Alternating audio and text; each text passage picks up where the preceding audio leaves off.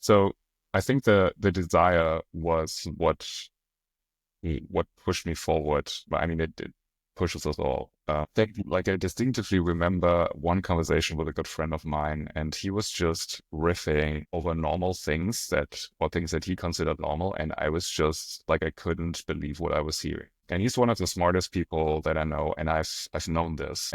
But still, like the way he spoke, I just realized that I was really, really getting left behind, right?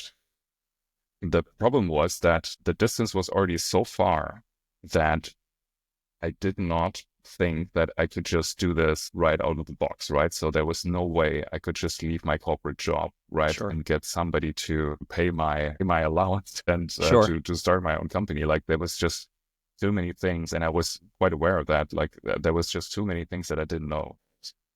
Then I was, yeah, and then that was basically something where I realized, okay, so I kind of have to get into this theme, like I have to get exposure, but there has to be like a step in between, right? And so then I took a huge pay cut, and yeah, and ended up going to Levity, which was a phenomenal experience for me. And yeah, that was basically what allowed me to even get into that field, right?